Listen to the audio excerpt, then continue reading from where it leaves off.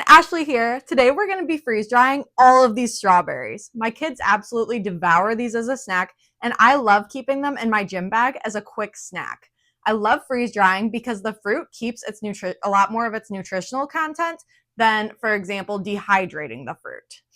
This is my freeze dryer / guest room. Before I start prepping, I always like to get the machine started so that it can do its pre-cool down.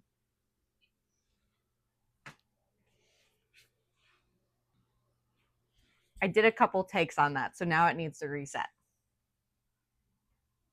I love buying already frozen fruit to put in the freeze dryer because it's less expensive and it's going to be frozen anyway in the freeze dryer.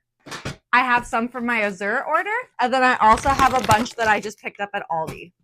If you purchase or you already have a freeze dryer, I highly recommend these silicone mats that go on the tray. This makes it so much easier to remove all your food from the tray after running it through the freeze dryer, and it makes for such an easy cleanup of the trays after you're done doing your freeze drying cycles.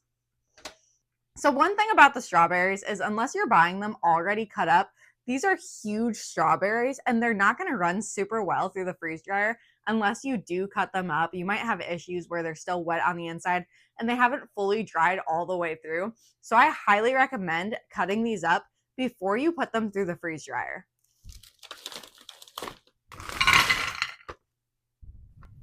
I let these defrost a little bit to make them easier to cut through. For the most part, I'm just cutting them in half, but for the larger strawberries, I am cutting them into 4/4. Again, this just makes it run through the freeze dryer better and also makes it a better snacking size. When I first got my freeze dryer, I felt a little bit intimidated by it, but as I've been using it, I have learned that the freeze dryer does most of the work and there's not a lot of manipulating that you need to do with the machine when using it. Okay, so my freeze dryer says that it's ready for me to start loading the trays. We have the drain valve closed. I'm going to open it up and I'm going to set these in.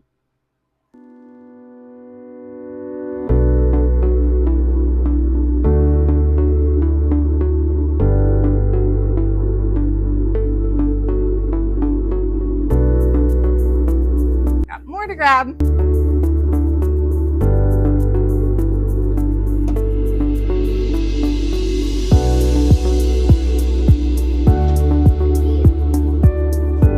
As you guys can tell, I'm a little bit impatient and I keep over clicking on the machine. See how I accidentally clicked cancel as I was about to get the freeze dryer started?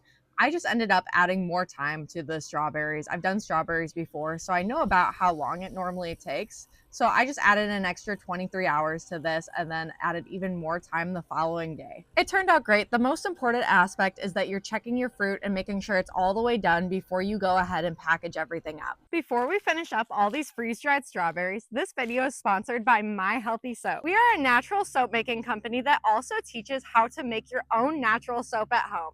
We have an online soap making course along with tons of different recipes on our website. We sell our natural soaps and we have our Soap of the Month Club, where we send you a unique bar of natural soap every month along with the recipe and directions on how to recreate it. We're always working with fun, different ingredients, so there's always something new to learn. So the freeze dryer is now saying the process is complete. We're gonna open it up and check to make sure that these are completely dried through. I believe it's been in there for about 30 hours or so. These look so good. So I ate one of the larger ones to test and see if it's dried through all the way, but you can also just take one in your hand and crumble it and see if it is dry. So all of the strawberries are out of the freeze dryer. I have them on the table. I'm ready to vacuum seal them up. I have a vacuum sealer. This is my first time actually using it. I've been using the Mylar bags with the oxygen absorbers, but I'm really excited to try out the vacuum sealer and to also pack it in smaller amounts in more snacking sizes for the family and I, because we don't end up saving these. These go very fast in our house.